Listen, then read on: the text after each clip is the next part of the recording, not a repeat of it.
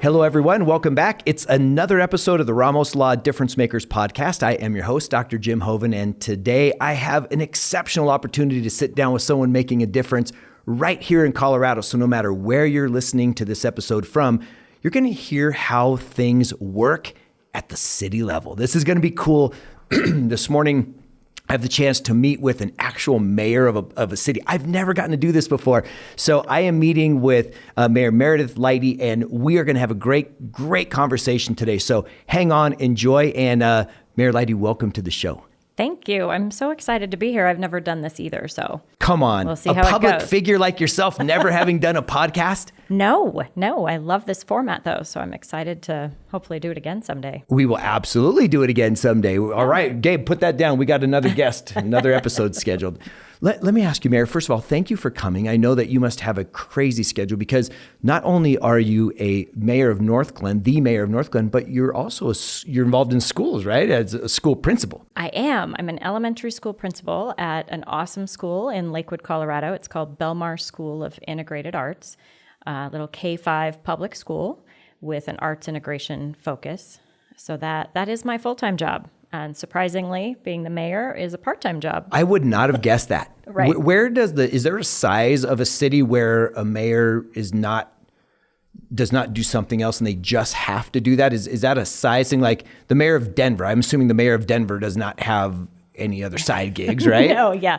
And I think it might be that size, to be honest, because the mayor of Lakewood, they have about 150,000 residents. Mayor of Thornton, that's also a sizable size city. They also have full-time jobs outside of the city work that we do. So often it's considered, it's community service sometimes. Yes. It's because it's more than a part-time job, but it's also not something you would do if you didn't love it. Absolutely. And that begs the question. You grew up in Colorado. I did. Right? Did you grow up in Denver or somewhere else? So I was born in Denver. Okay. I lived for a stint in Vail, which was awesome because as a young child, I got to learn how to ski. So good. Yeah, it was great. And then I moved back down and I grew up sort of in Arvada. I went to Pomona High School. And then I went to Regis University. So I've stayed very close. I love Colorado. I can't imagine moving away. So I've lived in North Glen for 11 years. Okay. So first of all, how big is North Glen? 38,000 people roughly. 38,000 people, but it's nestled, for those of you that are not part of our Colorado community, North Glen's nestled within a larger area where you can't tell where North Glen and Thornton and Denver, like everything's there. So it's densely populated. So that 38,000 people is in a pretty small area, right? Overall. Absolutely. And we are surrounded on three sides by Thornton. And, when you said people may not be able to tell, one of the things that not everyone notices is that you can tell what city you're in based on the logo on your street signs. Oh, I didn't know that. Tell me more. Yeah, so it's really interesting. If you're driving down, say, 104th, for example, if you look at the street signs, most of them look exactly the same, except for in the left-hand corner, there's a different logo. And so it'll tell you what city you're in. Mostly, and I know in North Glen in particular, at the start and stop of our boundary, there is a sign, Yes. Welcome to North Glen, make Right. sure you know you're here. But yeah, that was an interesting fact that I didn't know either. And my kids got a kick out of it. Now they tell me, guess where we are now? I'm like, well, I know that, but I'm glad you figured it out. That is so cool. Yeah, it's just a neat little trick. And is that all cities, or is that a thing where, or is that a state thing that say, hey, if you're in the city, put this little logo on? Or It's a thing in Colorado. Okay. I would have to look around when I travel. I haven't really paid attention outside of our state. Because I've never seen it. Oh yeah, you'll see it now. Now I'm going to see it everywhere. Yep. Well, what about going back? So you grew up here, spent some time in Vail, come back down here. You went into education. I did. Why education? Of all the things that you could have chosen, why did life take you that direction? Well, I was that kid that played school as my imaginary play. I always did that. And I had great teachers along the way. My parents divorced when I was little, so I felt like I was frequently the new kid. And so I really appreciated teachers and how they would welcome me in to a new school. And I have a list of teachers that were my favorite. it just felt like a natural fit. So I went to school to be a teacher. I taught for 10 years in Denver Public Schools. Loved it. Absolutely loved it. Moved into what's called an instructional coach role, which a lot of people don't know about either. I've never heard of that. What is that? So it's literally how it sounds. It's a coach that works side by side with teachers, improving their practice. So it's really fun. It's a very rewarding job. I miss it, actually, some days. I am a coach still at heart, so I use that skill in my principal role. But the coaching, being able to work side by side with teachers and model for them and get some feedback and do the reflection, that's what grows teachers. And so to have that position, most schools have one nowadays.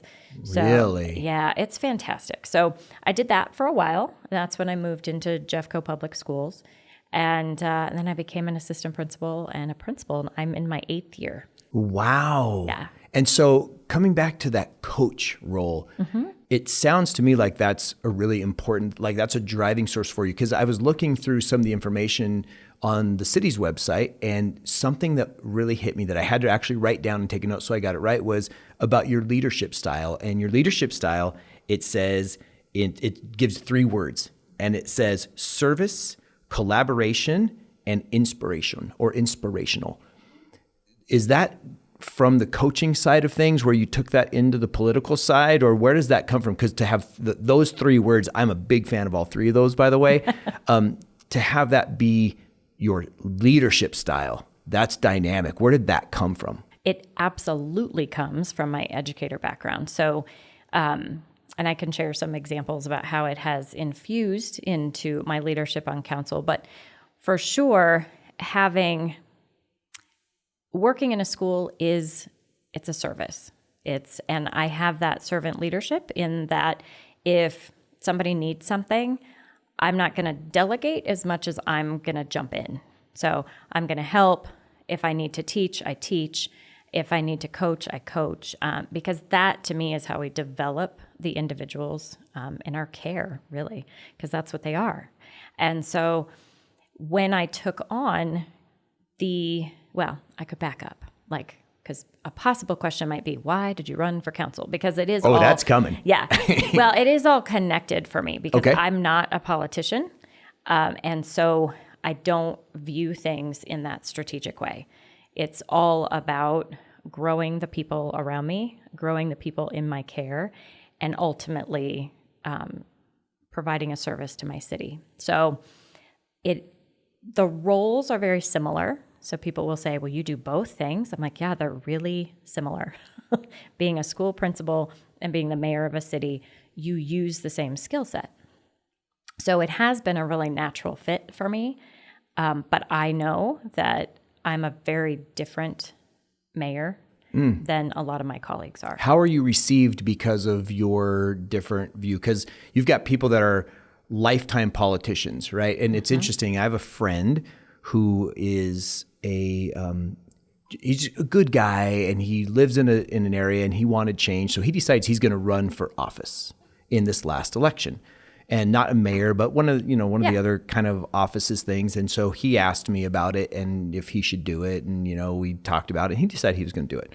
He was going against an incumbent who had been there for 24 years in this place, right? Doing this thing. And this person so he's on one party, she's on the other party, and so they're doing their thing. Those kind of politicians, that's the definition of, if you've been in anything for 24 years, you're a politician. Yeah. And so how do they receive you because you are looking at that as such a fresh breath of fresh air? Do they look at you as, the way you do it, it's not how we do it? Or do they we embrace this change? Because if you're a career person, you don't like necessarily the person that doesn't play that game. Right. So it's interesting. I think my favorite thing about municipal government, and we say all this, it's a phrase that's heard a lot. It's parks and potholes are not partisan politics. So there's a mouthful. I had to say it slowly. So, and that's really true. And I think that's why I love it. Is that what defines municipal government, is that kind of thing, as opposed to something else that would be beyond parks and potholes? Well, we do more than that. Of course. I mean, that's obviously a simplified phrase. But what it does when you hear it is it grounds us back to the work we do at the city level is not necessarily driven by politics. It's driven by the needs of our residents. And we do talk about parks and potholes a lot. Yes. I mean, it's a huge part of our agenda. We talk about other things that are bigger as well. But it brings me down to the fact that I don't have to be a politician to be good at this level. So, just like everyone will always ask about the next thing. Are you going to do this next? Are you going to do this next? I'm like, no, I like this job. I'm going to do this job. Yes. Until I can't. And then I'll do something else. But I have no desire to run for higher office. I have no desire to get into that sticky mess because that's where the politics come in. That's where it becomes more about raising money and less about doing the work. And that's been something that just doesn't sit with me. So with my mayor colleagues, we all understand what municipal government looks like. And so when it comes to, am I well received? I think we're all received as colleagues in the sense that we all have expertise. So I could have a mayor colleague that has expertise in transportation. I do not, but I have expertise in education. And so we kind of bring our strengths together. Where my style is mostly observed as different is with my council. So I do more, like we had a team building event last week that was so much fun. I do fun things as often as I can with my council. We've done a scavenger hunt. I let them throw pies in my face. Like we have fun and we connect. And from what I've observed, not many mayors take that type of leadership role. They stay more business as usual. What is a council? Like what makes up a council for a city? So they're all different sizes. So in the city of North Glen, our city is divided into 4 different wards. So as a council member, I ran for Ward 1, and I served on council for 2 years in that capacity. The city of North Glen has 4 wards, 2 representatives from each. So our city council is made up of myself and 8 council members. All cities have different ways of doing things. Like we have a neighboring city that has a smaller council, and they elect their mayor from within their council. So council selects which member is going to be mayor, and that's not common. A lot of cities, like I ran at large, so I ran an open election, and the whole city got to vote for me. Yes. As opposed to just the ward for council. That is so interesting. So there's no uniformity on how it has to be done. There's flexibility within the cities on how they want to handle their business. Yep, they have their own city ordinances, and some are starting to look at their practices, and it evolves over time. So, we didn't used to have term limits. Now we do. And so there's different things. Do you have 2 term limits? Because you're in the middle, kind of, right, of your term. Yep. And it goes till 23 or something? And then I can run one more time. You can run one more time. Do you think that you would? Do you enjoy it enough to do? Absolutely. Yeah. Absolutely. There's one of the things, because it does seem premature to say that, but I don't feel it is, because the learning curve for a new mayor, even if you've been doing this a long time, even if you served on council for a long time, the learning curve is enough that you don't want that position to continue to just rotate. That makes sense. We want to keep the city's momentum flowing. And so when it takes time to learn the people, learn the routines, learn the community, learn the regional partnerships, you really want that to continue. Yes. And you don't want to be, I feel like it would almost feel like you're an old car that's like stalling and stopping and stalling and going and whatever, because you're just losing that momentum. And so we're in a really good place that I would hate to see that momentum get stopped. Yeah, stymied. Yeah. Where in your teaching career did you decide that this was an extension of that? What made you go from the teaching to the principal and focus there to now go, I think I can use these same skills at this level? Mm-hmm. That's a good question. I was reflecting on it because It's more about who I am as a person. So I'm a learner. I love going to school. I kept going back and getting more degrees, and I really thrive in that environment where I'm challenged, I'm learning new things. When I started the coaching role and the assistant principal role, I was teaching at Regis part-time. I taught as an affiliate faculty there for 10 years.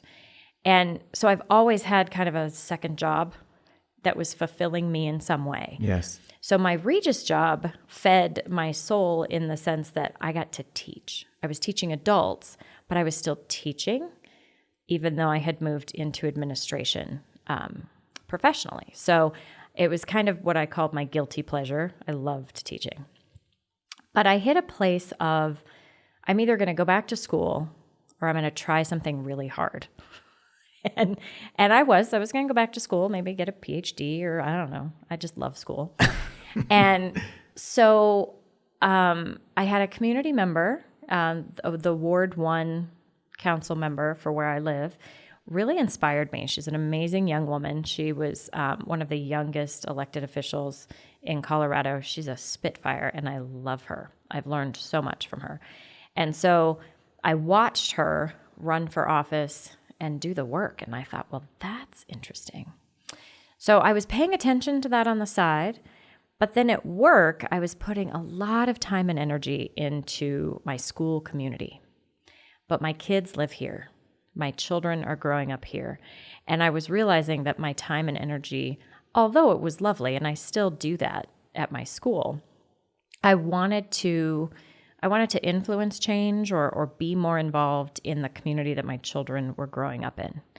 And so I thought, well, let's try this. Let's try city council. And that, as people say, was like drinking from a fire hose. I knew nothing. So I was elected. I learned how to run for office. I think I did it poorly, but I did my best. And when I was elected, I was so thrilled. And thank goodness I had that mentor and colleague to kind of show me the way. But it's a lot. There's a lot you do not know about how cities work. The acronyms are all different. Like I can speak educational acronyms. Yes. I know them all. You're fluent. Yes, I'm totally fluent. And I could put a sentence together that would make no sense to you. Yes. Very easily. But then I would sit on the dais at city council meetings and I would be writing my friend notes like, what does that stand for? They're talking about this EDU and I don't know what that is. And so I had to learn the language. And so that learning fed me and I absolutely loved it. That's amazing. Yeah, so so fun. And I love that you tied the service and the family together, where you said, hey, I can't have the impact at my school on my children that I can have in this, and to have that guilty pleasure, as you talked about. When you're now operating and responsible for it some way, at some level, you're responsible for the city. I mean, your buck stops with you at that level. Is there anything that you really like get concerned about where you're going, oh man, obviously, like I'll tell you one concern as a citizen of the Front Range of Denver that I have. We have this incredible growth going on, right? All these people coming in and all this stuff. The one thing I know is that we have a limiting resource, and that resource is water. Right. And is someone thinking about the fact that you can't grow more than the water that you have to supply that growth? Otherwise, things go haywire. And I'm assuming people look at that kind of thing. But those are things that I would have in my mind. If I'm running a city, I'm like, okay. And I know North Glen is unique because, like you said, it's kind of surrounded. So there's not a lot of growth that can happen in North Glen because North Glen is boundaried and surrounded. But is there any issues as the mayor that you see that you're like, man, we got to really think about this one? Well, and water is such a good example. And as I came on council, you can say simplistically, let's pay attention to water. And then you can get a staff presentation about the intricacies of water and wastewater and our water treatment plant, and it'll blow your mind. And so that was part of the learning, is when I came in, city staff said, all right, come on. We're going to take you to the water treatment plant and give you a tour. We're going to take you to our wastewater plant and give you a tour. We're going to educate you. And it was so appreciated because there is a ton of work behind the scenes going on about that. Everyone is thinking about water. So yes, good one. When I think about it, I get excited about the developing community that we have. So I work regionally with other mayors, but I like to keep my focus on my sweet little city and what do we need? What do our residents need? What are they asking for? And we want to maintain our dedication to some of those values. So we're real excited about new projects that have happened. We did have a small little piece of land and a small little piece of land over here. So we are developing, and we will increase our own city density, which comes with all those challenges. Regionally, homelessness is something that is, it's silly to call it a hot topic, but it's a primary concern for all of the mayors in the region and how we tackle it as a team. Is it growing, homelessness? Are the numbers calculable to where you're seeing trends in it? We're seeing trends, but at the same time, we've put actions in place, and so we're seeing downward trends, for example. Oh, that's great. Yeah, it is. And especially with our veterans in Adams County. So that's a huge celebration. However, people don't see it. So your average resident that's driving down the street and there's someone on the corner and they see that person every day, or they see homeless people in the park, and it feels big. And I think we have to make sure we honor that, because sometimes it is more about how do things feel versus what do the numbers say. Yeah, perspective. It's kind of that perception is reality, right? Yes. If your perception is this, then that's reality in your brain. And we need to be responsive to that too. We do look at the data, but I think it's also about, do our residents feel safe? Sometimes they don't because of the increase in homeless population. Sometimes they're just so concerned about how to take care of these people. And we have amazing residents in North Glen, and they want to help. And so they've started, smaller little collectives to figure out how to support that population. And that's a concern, I think. And transportation is also a hot topic. I-25 is continuing to be a mess. Yeah. Well, it's there again, so many people in the lanes, you only got so many lanes, and wow. So traffic and our homeless friends and neighbors, looking at them, as I was kind of assimilating what you were saying, it reminded me of the Mingle with the Mayor program that you do. Yeah. What are the most common questions? Do they relate around those hot topics for you? Do those become your hot topics? Like, does everyone ask, man, why is the traffic so bad? And how are we going to take care of the homeless? Is that the questions you get? It's seasonal. I do love those. And when we had to kind of pause for COVID, it was really a bummer because our residents want to chat. And so when it's just, hey, meet me at, whatever restaurant, we'll have some coffee and pastries and we can just talk. And it's such a lovely way to interact. But it is seasonal. So in the summer, it's about drag racing and speeding. Drag racing is a huge issue in the metro area. And so I did not know that. Yeah. And a lot of mayors are dealing with it. It's a huge safety concern. For sure. And so we have to be careful with that. So in the summer, that's a hot topic. Speeding is always a hot topic. People want to ask, where's the speed trap on my street? And so, we have a new traffic team, which is nice. So that was in response to some concerns about speeding in our city. But they really do ask questions about city stuff. So they don't come and ask the big questions like you're saying. They don't say, talk to me about water. They're like, well, hey, tell us about the new rec center. When's it going to open? What's going to happen? What's going to happen next? And what's going on with, that road construction project and that kind of thing. Like, can you clean up our parks? And so they really are focused on the world that they live in and the streets that they drive every day. And they know that our city and our city council is there to help them make that the best experience. I love that. Now we're going to go into a much tougher topic. Oh, and here we go. Yeah, have right. some coffee. You might need it.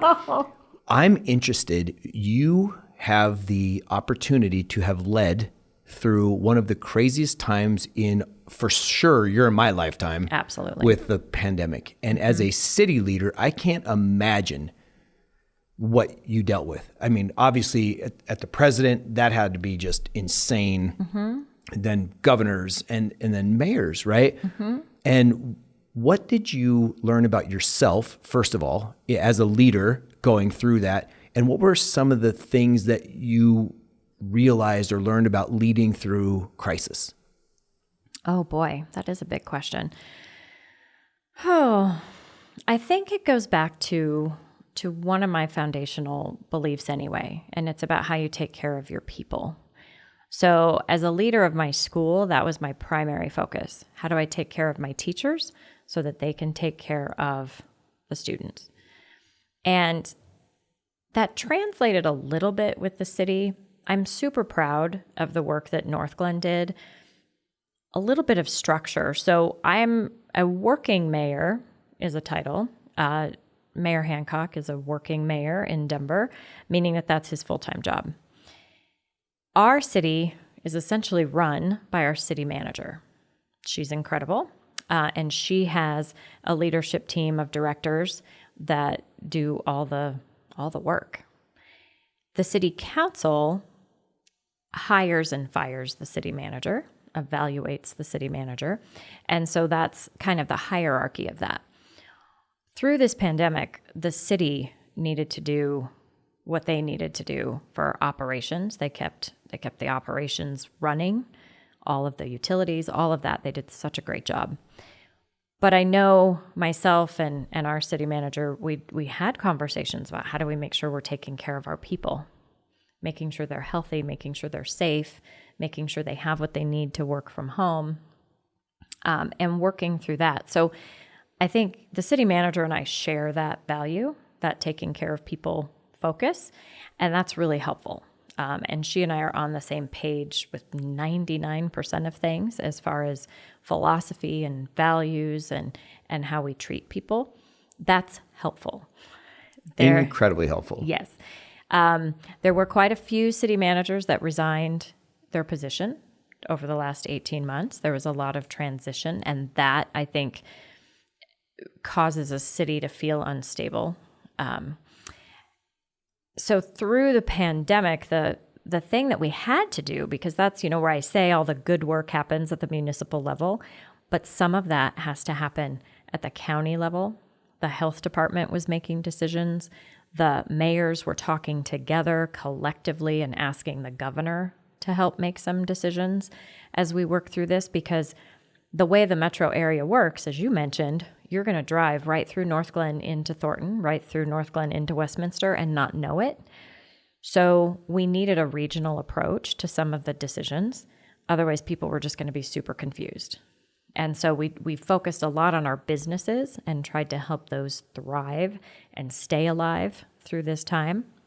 But it was a dance. It was really a dance. It was exhausting. So where my typical Metro Mayor's meeting was once a month, we were meeting on the phone 2 times a week. Wow. And really, trying to keep everybody together, focused on the right work. And it was hard. It was a lot of collaboration, a lot of extra collaboration.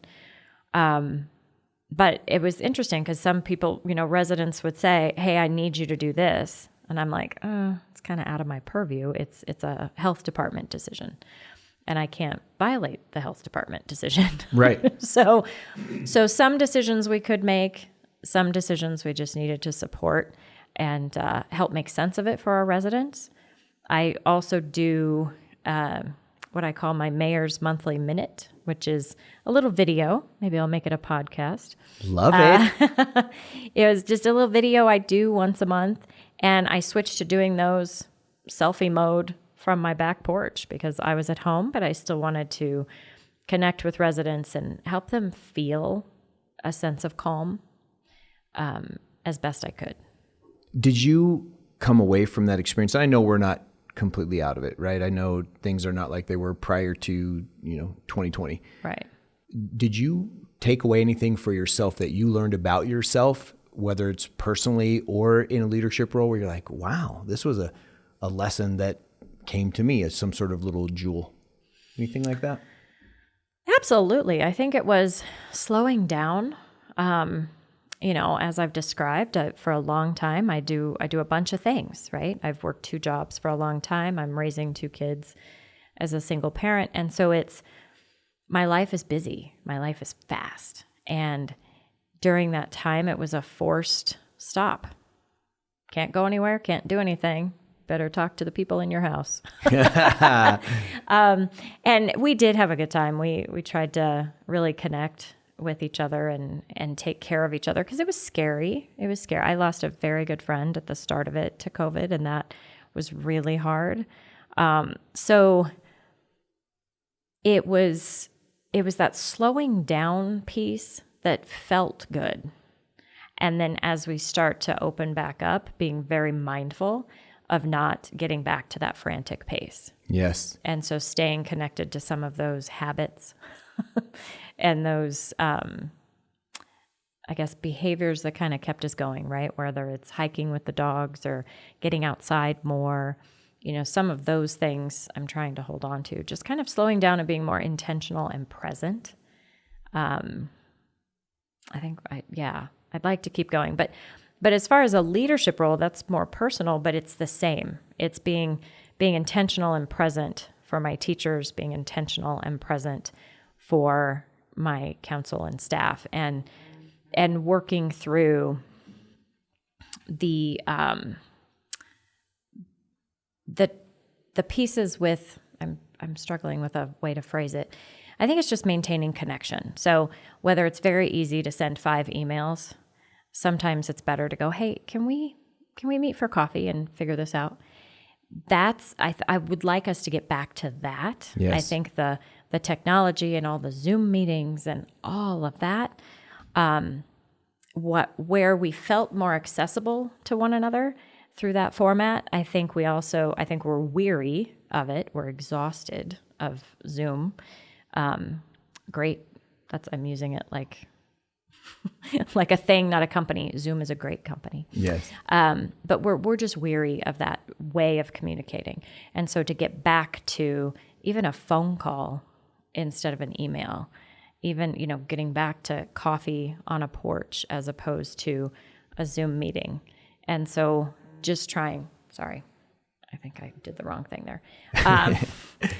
So it's about reconnecting as humans. I see that. I'm totally with you on that. And the one thing that I would say is, through all of this, we learned more efficiencies. We learned ways that we could do things, because I'm sure the city could save a whole bunch of money than doing a bunch of expensive dinners with people doing things. You have a Zoom meeting, and so you get the same thing accomplished in a different way. That said, that only goes so far in my mind. So on one side, we gain efficiency.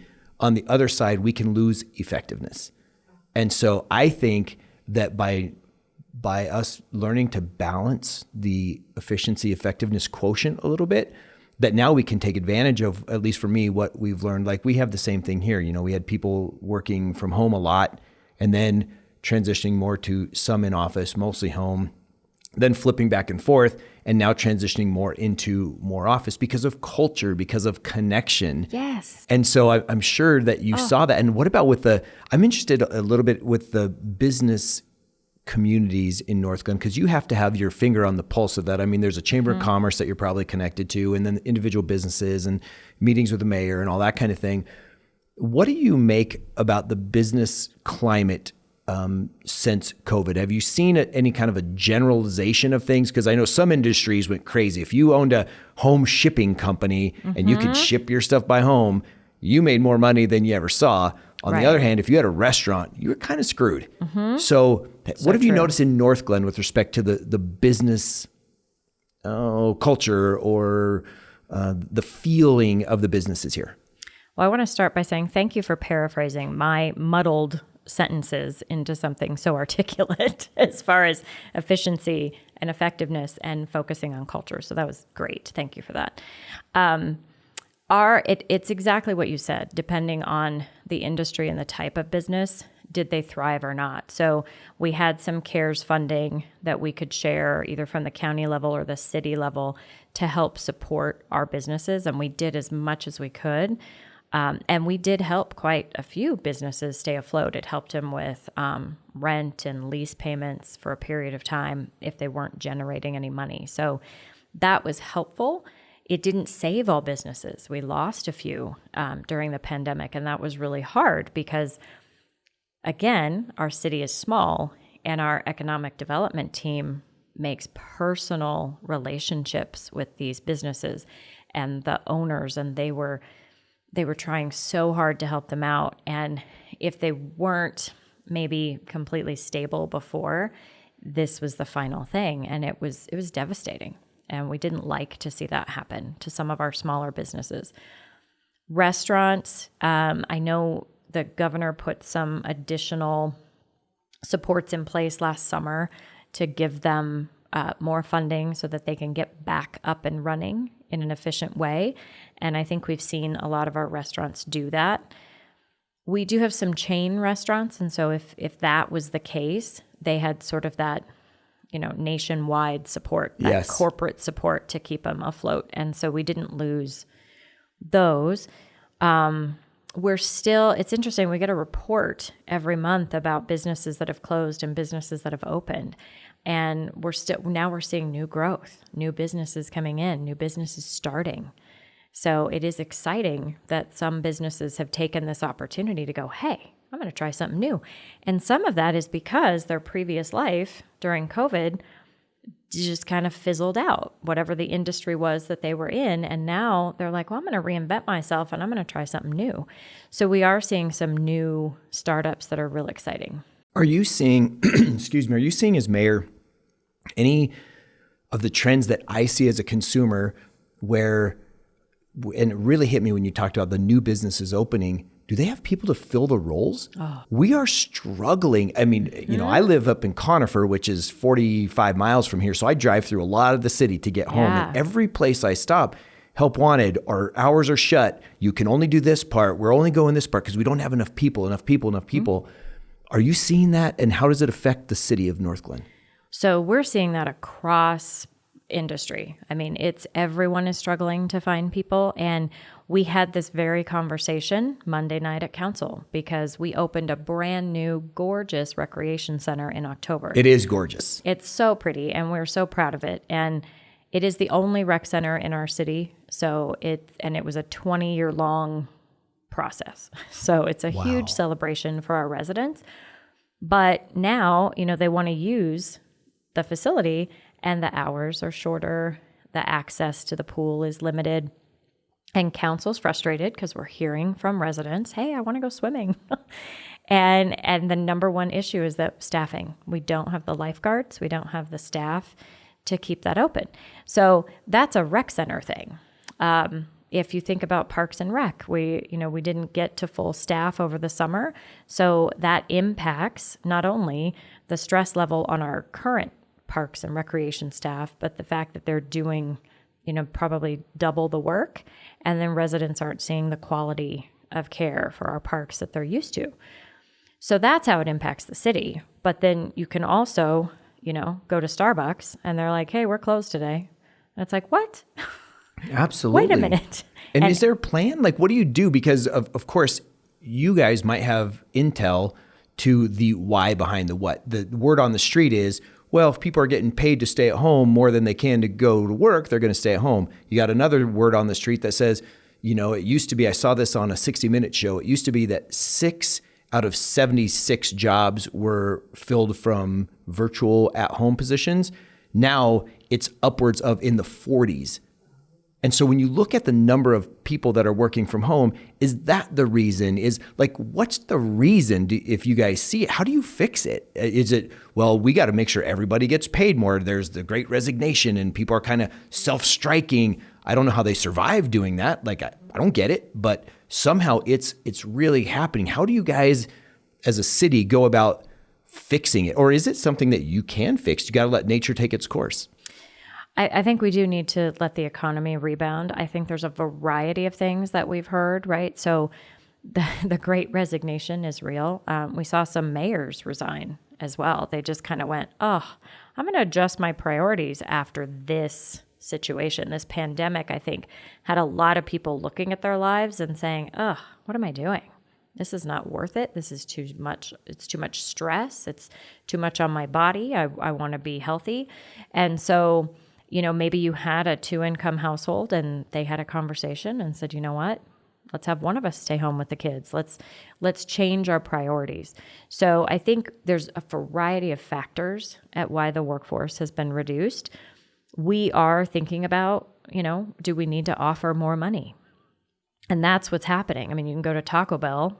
What are they paying? You can go to, Walmart. What are they paying? You can look at all these different industries. What are they starting to pay?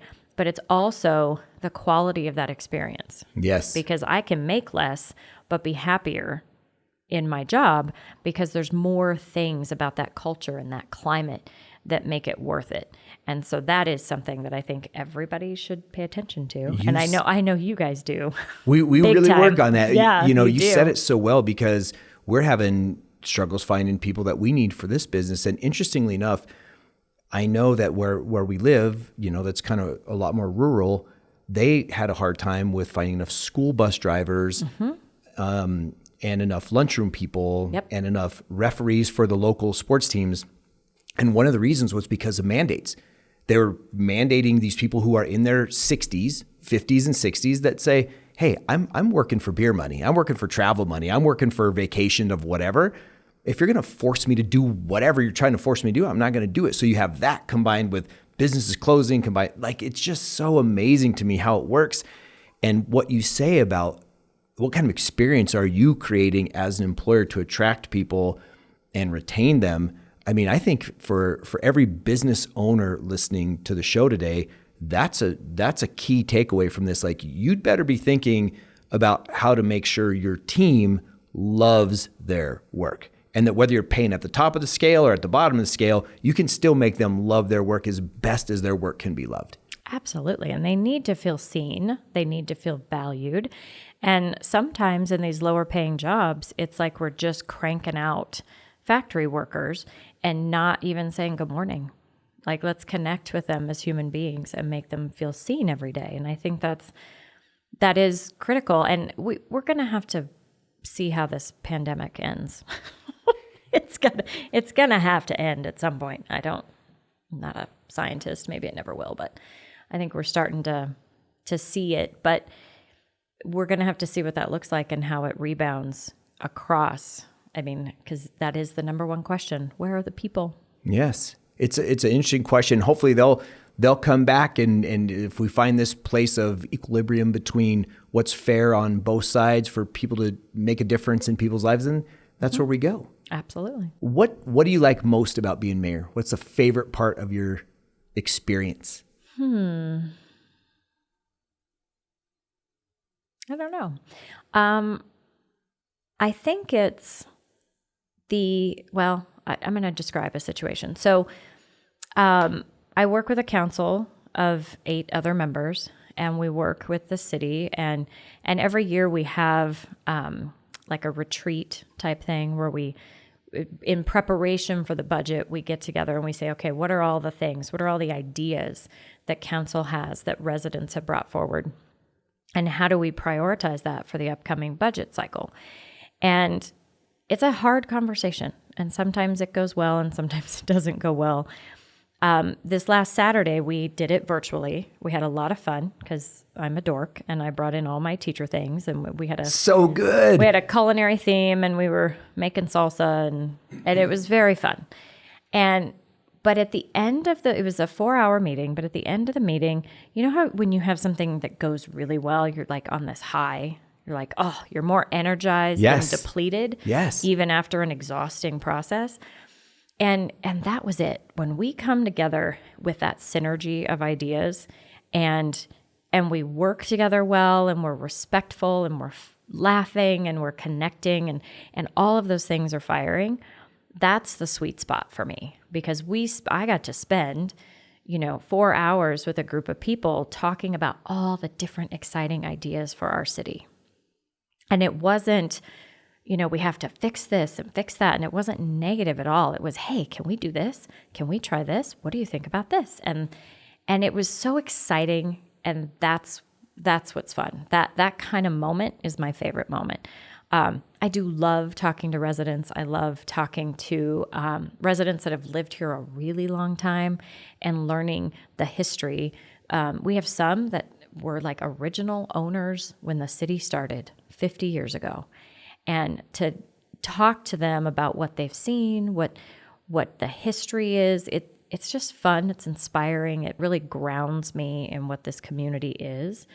But on the flip side, talking to new residents that are like, oh, I can't wait for the innovation and the new civic center and all the things that we're doing. And even the young families that, are trying to access all the parks and recreation activities that we have. And so it's a combination of things. But I think it's really that feeling you get when you talk to someone who's really passionate about the city and kind of joining forces with that synergy. That's my favorite thing. That is so cool. Well, I'll tell you, I would love to be from our conversation. What a great conversation. I would love to be on your team, meaning that the way you lead, your style, the way that you connect, the way you make it fun, the way you bring the intrigue and excitement of a child's experience because you work with children and bring that to adults. I would follow you in that. And so I think a lot of the reason that you found what you found was because of you are who you are. That's why that meeting went the way it went, because of the leadership, right? And I would dare say that most of those meetings in other cities might not have looked exactly the same and might not have come out with the same energy that you did. Right. So well done to that. Right. So here's my final question for you. Okay. Is there one piece of advice that you've been given along the way that has made the biggest impact on you, or that you've realized, some realization that you're like, this is a tenet of life, like it's a foundation piece of life? So one piece of advice that you'd like to share with the audience. I think in all aspects, the word that popped into my head immediately was communication. And effective communication comes in many forms, but it's like a never-ending thing to strive at being good at. I haven't figured out how to say, I can do communication perfectly. There's no way to do it. But when I think about parenting my kids, if we stumble, it's because communication has gone wrong. If something's happening at my school, it's because communication was unclear. And I think that is also true for any conversation with adults in a city structure. We have to be communicating clearly, and we have to be communicating directly. So I love Brene Brown. I don't know if you've done any of her work. I love it. So we use the tenet, clear is kind, because we need to be having clear communication, even when they're hard conversations, in order to move us forward in an honest and authentic way. Because when things get sticky, it's because there's communication behind the scenes that's weird or not appropriate or gossipy. If it's communication that's dishonest or in any way kind of clouded, then things are going to go wrong. And so really trying to keep communication and effective communication at the forefront is something that I've learned along the way. I've been told as advice, and I feel every time something is off, it's usually a communication problem. That is brilliant. That's mic drop moment right there. That is amazing. That's my thing. Mayor Leighty, thank you for joining me today. Thank you for spending so much. I know how busy you are, and to carve this out means the world to me, and I know to the audience, they got amazing value from this. If someone had a question or was looking for information or wanted to know more, is there somewhere that they should try to reach you at or contact to learn something about you? Absolutely. And in this world, all you have to do is Google. So if you Google City of Northglenn, it's very easy to navigate, and you can find my contact information there. And I just thank you for having me. This was such a treat. Oh, well, I had a great time. So we're going to let the audience decide to share this, by the way, if you listened to it, if you watched it, please share it. There's so much good stuff here.